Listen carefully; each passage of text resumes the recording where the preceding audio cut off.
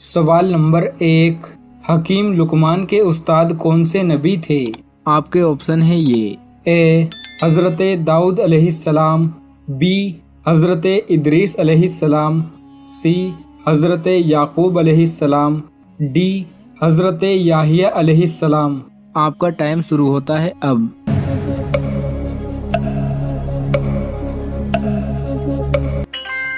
सही जवाब है ए हकीम लुकमान के उस्ताद हज़रत दाऊद अलैहिस्सलाम थे। सवाल नंबर 2, किस पानी को सिर्फ देखने से ही नज़रें तेज होती हैं? आपके ऑप्शन है ये ए बारिश का पानी, बी आबे जमजम, सी समंदर का पानी, डी दरिया का पानी। आपका टाइम शुरू होता है अब।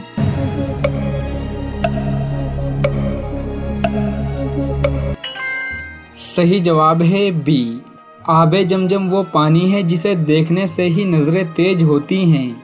सवाल नंबर 3, किस कौम के लोग नंगे होकर एक साथ गुस्ल करते थे?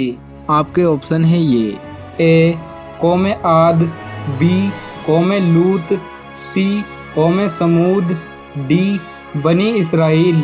आपका टाइम शुरू होता है अब।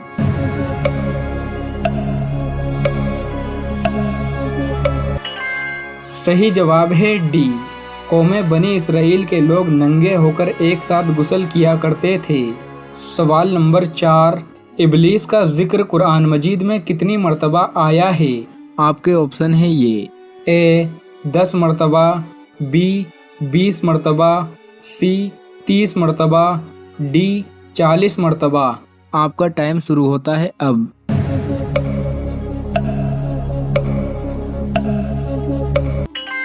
सही जवाब है ए इबलीस का जिक्र कुरान मजीद में 10 मर्तबा आया है। सवाल नंबर 5, कौन सा रिश्ता क़यामत के दिन भी बाकी रहेगा?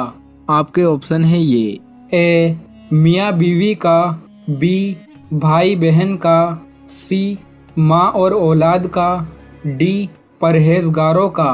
आपका टाइम शुरू होता है अब।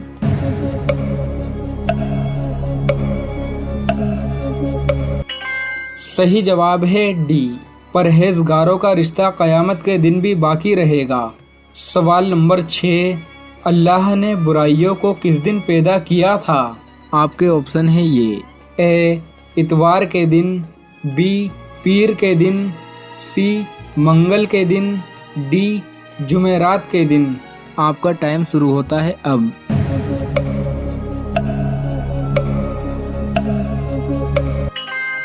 सही जवाब है सी अल्लाह तबारक व तआला ने बुराइयों को मंगल के दिन पैदा किया था।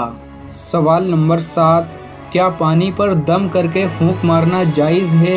आपके ऑप्शन है ये ए जायज़ है, बी मकरूह है, सी मना है, डी मुबाह है। आपका टाइम शुरू होता है अब।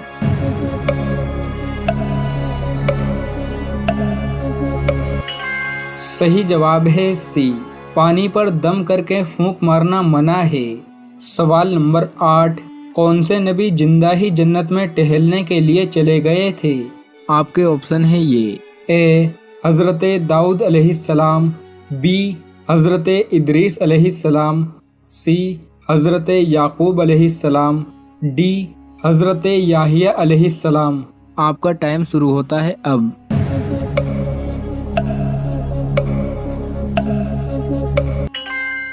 सही जवाब है बी हज़रत इदरीस अलैहिस्सलाम जिंदा ही जन्नत में टहलने के लिए चले गए थे। सवाल नंबर 9, किस जानदार को बिना ज़िबाह किए ही खा सकते हैं? आपके ऑप्शन है ये ए मुर्गा, बी भैंस, सी बकरी, डी मछली। आपका टाइम शुरू होता है अब।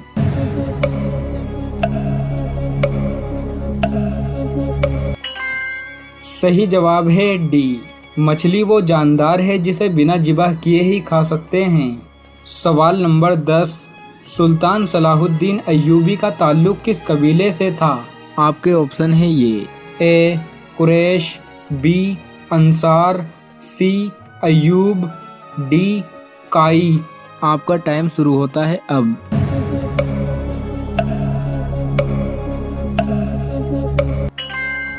सही जवाब है सी।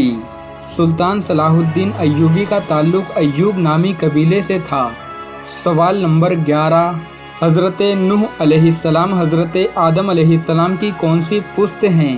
आपके ऑप्शन है ये ए 7वीं, बी 8वीं, सी 9वीं, डी 10वीं। आपका टाइम शुरू होता है अब।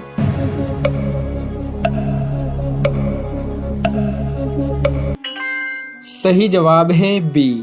हज़रत नूह अलैहिस्सलाम हज़रत आदम अलैहिस्सलाम की 8वीं पुश्त हैं। सवाल नंबर 12, हज़रत लूत अलैहिस्सलाम की कौम पर किस चीज़ की बारिश हुई थी? आपके ऑप्शन है ये ए आग की, बी बर्फ की, सी पत्थरों की, डी लोहे की। आपका टाइम शुरू होता है अब।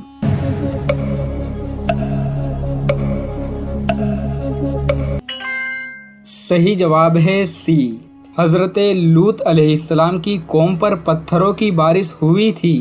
सवाल नंबर 13, सबसे पहले किस सहाबी का इंतकाल हुआ था? आपके ऑप्शन है ये ए हज़रत हमज़ा रज़ी अल्लाह ताला अन्हु, बी हज़रत अबू बकर सिद्दीक़ रज़ी अल्लाह ताला अन्हु, सी हज़रत उमर फ़ारूक रज़ी अल्लाह ताला अन्हु, डी हज़रत हारिस रज़ी अल्लाह ताला अन्हु। आपका टाइम शुरू होता है अब।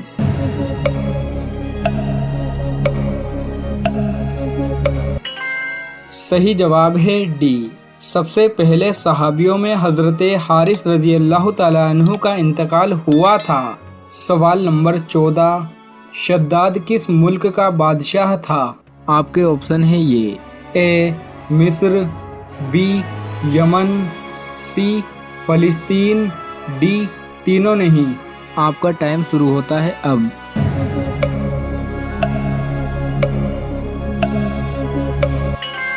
सही जवाब है बी, शद्दाद यमन का बादशाह था।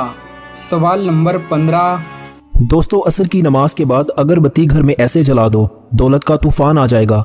कुरान इसीलिए रब ने दिया है कि जब आपको किसी वक्त भी मुश्किल हो, परेशानी हो, दुख हो, तकलीफ हो, तो आप अपने रब से रुजू करें।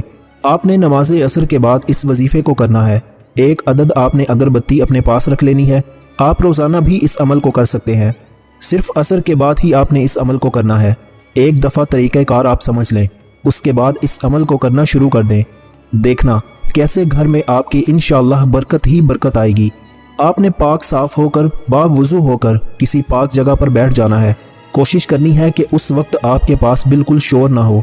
आपने सबसे पहले आऊज़ु बिल्लाहि मिनश शैतानिर रजीम बिस्मिल्लाहिर्रहमानिर्रहीम पढ़ लेनी है और उसके बाद आपने दुरूद शरीफ पढ़ लेना है।